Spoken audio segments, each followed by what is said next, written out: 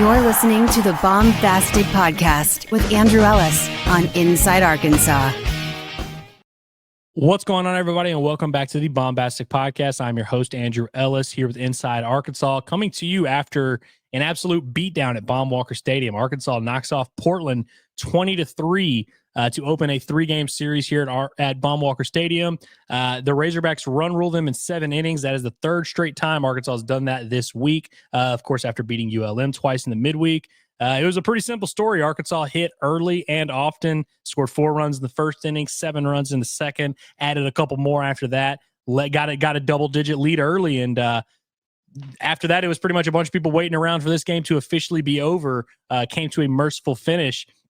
Arkansas also gets a pretty good start from Gabe Gaeckle in this one. Arkansas finishes 13 of 31 at the plate, had 5 home runs, 4 of which came from Arkansas's 2 big right-handed bats in the middle. Not even the Kahio Aloy big bats in the middle. I'm talking Fayetteville Aloy, his older brother, and Brent Iredale. 2 guys that we kind of expected to lead this offense coming into the year. Thought each guy might have a chance to hit in that 20 home run range, are kind of chasing that Chad Spanberger number that has not been reached since 2017. Both of these guys made a good stride toward reaching that goal. I believe it was the 4th and 5th home run of the season for each of Arkansas's 2 big right-handed bats, which I believe brings them maybe within 1 of Kahio Aloy for the team lead. I think he may have 6. But again, 5 home runs also for the Razorbacks overall. Nolan Souza was the one left-handed hitter that had a home run for Arkansas, but really everyone hitting this one. We'll pull up the numbers real quick. You see 3 hits there in the middle, 5 runs for Fayetteville Aloy, as well as 4 RBI. That'll certainly help the stat sheet a good bit. Charles Davalon has a base hit. Logan Maxwell has a base hit. Kendall Diggs comes off the bench and has a 2-run triple, also got walked. So good to see a sign from him. Kahio Aloy starts his day with an RBI double down the left field line. Also came through with a base hit up the middle, which may or may not have been able to be ruled an error. And then he hit another ball a few innings later that was almost the exact same thing, and they did give the shortstop an error there. But Kahio Aloy continues to hit the ball hard. Matter of fact, the hardest ball Kahio Aloy hit today was one that the pitcher just somehow – the ball caught him, basically, but the one time he got out was the ball that he hit harder than anything else. And Brent Iredale, so he opens his day with a double in the bottom of the first inning that drives home a couple runs, ended up moving on to third because the left fielder booted it around. I think he hit that ball 108. Then he hits a 107-mile-an-hour home run, 446 feet to left field. And the wind was certainly blowing from right to left. It was helping some of these balls that were going towards the left field side, maybe helping them on their journey a little bit. But when you hit 446, I don't think you need too much help from the wind. And then just to prove the point, Brent Iredale goes opposite field for his next home run, hit about 100 miles an hour, 368 feet the other way into the wind. So really good stuff to see from him. 8 RBI on the day. That's unbelievable. I feel really good about my prediction, having him as the RBI leader for this Razorback team this year. Scored 3 runs as well. Just continues to hit the ball hard when he makes contact. I don't believe he got walked today, but he's been doing a really good job of taking those walks as well. And after today's performance, you'd imagine more of those will be coming. Cam Kojal was the only Razorback not to reach base, if I am reading these numbers correctly. He did drive in a run with a ground ball in, I believe, the second inning or the first inning there. Nolan Souza goes 1 for 4 with a couple of strikeouts, but hits his second home run of the year, his second home run in as many games, second home run of the week. Goes opposite field for this one. Honestly, didn't square it up. On a normal day at the yard, it probably is a double off the wall, but it was a ball hit pretty hard, hit 98 miles an hour off the bat, and just kind of a laser beam that got just enough of that wind to get into the bullpen. Again, maybe it got some help from the wind, but really good piece of hitting, really good swing to see from him in a 1-2 count, just going with the pitch where it was thrown. Good stuff to see. We'll see if Arkansas can continue to get him up there. I mean, you see the batting average there at 176. It's slowly starting to climb its way back to respectability. It's really tough when you start 2 for 24 or whatever it was that he was. And Ryder Helfrich goes over 2, but he had a couple walks. Justin Thomas goes 1 for 4, reached base a couple times. So good stuff to see, honestly, 1 through 9. You see the 13 hits there. And Gaeckle, you see the final line for him, and it looks pretty good. It was a little shaky early because, of course, you're coming off of an outing where Gaeckle gave up 9 runs. He's given up 21 runs as a Razorback coming into today. 9 of them came last week. And so we were all kind of wondering what's going on with Gabe Gaeckle. Is he going to be able to bounce back? Gives up, let me make sure I'm saying this right. Gives up 2 hits on the afternoon, both of which came in the top of the first inning. Portland starts the game by hitting a line drive right to the center fielder on the first pitch of the game, gets a quick fly out, but a ball that was hit hard. Really good at-bat by their two-hole Bean, ends up singling to left field, gets a strikeout, and then issues a walk. And then Katayama Sta is the guy's last name, hits a triple into the right center gap. I don't know if Justin Thomas had a chance to catch this ball. Maybe he thought off the bat it was going a straightaway right, and then the wind blew it. This one was hit into the wind. Ball was absolutely crushed. But I thought it looked like off the bat it was going to go to straightaway right. Ends up kind of floating over into that gap, and I think it kind of caught Justin Thomas by surprise. And so again, Arkansas starts off this game down 2-0, and Gaeckle has now given up 11 runs in his last 5 innings, and you're kind of looking around like, man, what's going on here? Like, is it going to be another tough series similar to the Charlotte game? The Arkansas bats did a lot to dispel that tension in Baum-Walker Stadium. Charles Davalon grounds out to start the bottom of the first, but Fayetteville Fly singles through the left side, just hits a chopper in the right spot there. Logan Maxwell, I've kind of forgotten about this. His single that he had was a bunt single right down the third baseline. I don't think he could have rolled it any better. So everybody that loves the small ball, loves the different type of ways to approach things for the Arkansas offense, got to see a little bit of that, but ultimately it was about the gorilla. Kahio Aloy doubles down the left field line to drive in the first run of the game for Arkansas, and then Brent Iredale just smokes a double in the left center gap, drives home 2 more, and then Cam Kojal's ground out plated the 4th Arkansas run of the first inning. Gaeckle responded nicely. He issued a leadoff walk to start his second inning of work, and again, it's kind of been a struggle. You're kind of wondering, all right, is he going to kick it into gear? After that, it was kind of smooth sailing. Gets a couple strikeouts, pretty quick ABs after that, a couple strikeouts swinging. Stuff was good, by the way. I mean, his stuff was, the first pitch he threw was 97. He was mostly in that 94 to 96 range with the fastball a lot. Mixed in the slider, mixed in the curveball a good bit. He's been throwing that a good bit in the early part of the season, and got one of his strikeouts with his changeup, a pitch that he doesn't throw a ton, but he throws it to lefties here and there. I think that's going to be important for him. Ultimately, man, we'll talk about Gaeckle's outing in a little bit, but I thought coming off of course, the outing he had last week, you really just wanted to see if we can get back to any sort of stability. So the fact that he was able to give Arkansas 5 1/3, get into this ball game pretty good amount, ended up throwing damn near 100 pitches. I think it was 87 is where he finished. I'll take that from him. It was good to see him bounce back. And again, gives up the 2 in the first, but that was it for him. After that was pretty smooth sailing. Weirdly enough, you think he hasn't thrown that well early in the season, and you're thinking, is this starting role, is maybe that's what the issue is he's going from being a closer to being a starter. Weirdly enough, today's outing should probably give you some confidence, because after the first inning, it was smooth sailing. I actually thought he got better throughout this outing, and I believe it was the 5th inning where he faced the starting lineup for the 3rd time. Maybe it was the 4th inning. Faces the starting lineup for the 3rd time. You're kind of wondering, all right, is this going to be where they get him? He ended up striking out the side in that inning, so he actually seemed to kind of pick up steam throughout the outing. And ultimately with him, the stuff is very good, so you feel like he has a pretty high floor. His ability to mix it today, throw all 4 pitches for strikes, I feel like is a really positive sign. He was able to hold that velocity into the 4th, 5th, 6th innings. Really good stuff from him. Maybe not the best outing he'll have all year on paper. I mean, 5 1/3, 2 runs, nothing you're going to tell your grandkids about, but I thought it was a productive day at the office for Gabe Gaeckle to kind of restore some of that confidence. And so after a really good second inning, it's 4-2 here at this point. We're still early in the game. Ryder Helfrich gets hit by the first pitch of the inning, and the second pitch of the inning, Justin Thomas just hits a ground ball up the middle. This was another one where thought the guy might be, the shortstop ended up getting yanked for Portland. He had a couple tough defensive plays. This was kind of one of them where thought he might be able to get to the ball originally, thought maybe he can get the force out a second.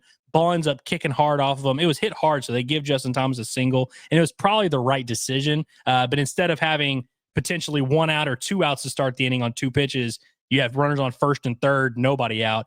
Justin Thomas ends up stealing second base. They tried to throw him out. The throw was up the line a little bit. Wasn't going to get him either way. Kicked away, so Helfrich was able to score from third there on that play. Charles Davalon follows with the ground out. Fayetteville Fly was hit with a pitch and then immediately stole second base. Logan Maxwell was walked to load the bases, and then Kahio Aloy hits another ground ball kind of in that same spot up the middle to the left of the shortstop. Not able to make that play either. Ends up driving home 2 runs, gives him a hit for that. And then Brent Iredale really broke it up and with a 3-run home run. That was the one that he hit 446 feet. And then Nolan Souza follows a home run a couple batters after him to make it an 11-2 game going to the 3rd inning. Gaeckle had his first 1-2-3 inning in this one, and this is where you really started to feel good. Of course, Arkansas's up 11-2 on the scoreboard, but when you see Gaeckle respond after his offense puts up 7 runs, him to come out there and get a 1-2-3 inning, only had to throw a handful of pitches, just really good stuff. Weirdly enough, this Portland pitcher, by the way, they left this dude out there just – I think they clearly conceded this game early and realized, I mean, when you get down 11-2 in the second inning, it's clear the writing's on the wall. Credit to this starting pitcher who, I'll pull up his numbers real quick, ended up going 4 innings for them, gave up 9 hits, gave up 13 runs, 12 of which were earned. Did strike out 5 guys in 4 innings, only issued a couple of walks, maybe a little low pressure situation. But in the third inning, Arkansas was able to get 2 runs off of them pretty quickly where, again, the first 2 pitches of the inning go awry. He hits Davalon with the first pitch of the inning. Vahiva Aloy homers to dead center, 437 off the batter's eye. Just absolutely touched. Second pitch of the inning. You're down 13-2 now. Ends up getting three quick outs there. And then he ended up coming back and throwing a scoreless 4th inning where he picked up a couple strikeouts. And so he ended up throwing 95 pitches. And so Portland, I'm sure obviously they weren't pleased with the outing, but I thought it was good of him to just kind of battle through it and give them literally as much as he could. And then I believe it was in the 5th inning where Arkansas finally scores 5 more runs there. You get a Davalon single through the right side of a Vahiva Aloy walk, and then Diggs comes off the bench, hits a triple in the gap.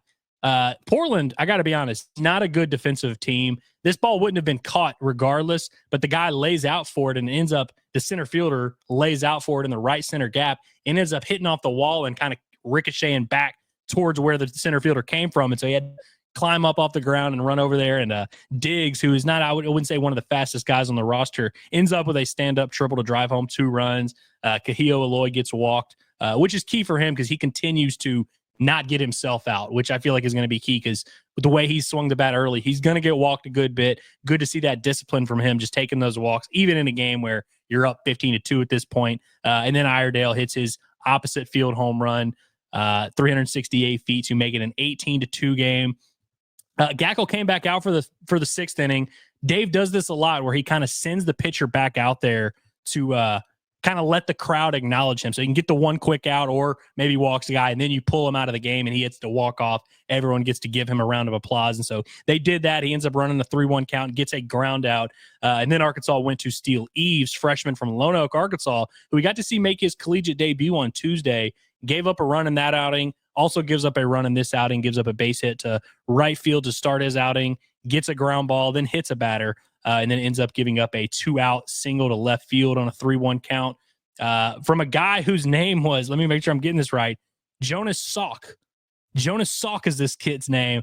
I didn't know the name Jonas Salk coming into today, but I went to the game with my father, who, when that guy came into, this was the guy that came off the bench and played shortstop for Portland. My dad was like, Jonas Salk, isn't that the guy who did something in medicine? And then we looked it up. He had cured polio. He created the vaccine for polio. A guy named Jonas Salk.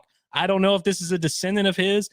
So if any of you guys are familiar with the polio Jonas Salk and know where his descendants might be these days, let me know in the comments. But we definitely thought that was interesting. And so it's funny to hear Brett Dolan talk about that as well. And so credit to him for providing Portland with their 3rd run of the game. And then in the bottom of the 6th, Arkansas's final trip to the plate, Charles Davalon ends up working a 2-out walk. Vahiva Aloy gets a 3-1 pitch right down the middle. I felt like it was the baseball gods giving him one because he got a 3-0 count and he was staring at the dugout, kind of hoping they would give him the free, go ahead and swing away. He gets a fastball right down the middle and takes it because you're in an 18-3 game. Dave Van Horn, knowing him, doesn't want to rub it in the opponent's face or anything. He's not going to green light his best hitter 3-0 just to send a message or anything like that. So good on Vahiva Aloy for taking the 3-0 fastball right down the middle. He got another one on 3-1, and then I felt like it was time to swing away. He hits it 113 miles an hour off the bat, again, for his 2nd home run of the day and his 5th home run of the season. Really good stuff from Vahiva Aloy. So big picture, when you think about this game, of course, there's still 2 more games left in the series, so we'll see how we feel about it by the end of the weekend. Assuming Arkansas continues to swing the way they have, you feel pretty good about their chances, although they are going to have to face a guy on Sunday who threw a perfect game earlier this year. I don't want to crown these guys too quickly and start celebrating this weekend. There's still a lot of work to be done, but hard not to be very encouraged by this performance. And ultimately today, I feel like we saw this lineup just put out a ceiling that the last two lineups just didn't have. We never really saw them get after opponents the way that they did today. Obviously, Arkansas is going to face much better pitching. Hell, they're going to face better pitching next weekend when they go to Oxford. But it's just good to see Arkansas flex some muscle, beat up on someone they're supposed to beat up on. And frankly, I don't think this Portland State I keep calling them Portland State, very much not Portland State, just Portland. I don't think their pitching staff's that bad. Obviously, the guy that they roughed up a little bit by the end of his outing, he was kind of running on fumes there. And I'm sure the guy they brought in wasn't an All-American arm or anything like that. But, I mean, it's not like Arkansas was facing the Bad News Bears and some program that just never has any win. I mean, this is a program that beat Texas A&M in a series last year. And I'm sure these next couple games are going to be a little bit more competitive, a little bit closer to uncomfortable territory. But really good stuff to see Arkansas's bats just completely take over a game. And with Vahiva Aloy and guys like Brent Iredale and guys like Kahio Aloy, you see a little bit of that star power that I feel like has been missing from this Arkansas lineup. And so hitters hit, dudes are dudes, and gorillas are gorillas. And it was good to see Arkansas come out there and swing the bats like some gorillas. Let's hear what our boy Nate Thompson had to say. Let's get that freaking gorilla going. Love to hear that. Let's get that freaking gorilla going. And let's carry it into Saturday. We need a big Arkansas basketball win. Need to take care of business out on the diamond, but very good tone setter for the weekend. So I hope you guys have a great night. We will be back tomorrow to recap game 2 on the Baumbastic Podcast. Thanks for being here.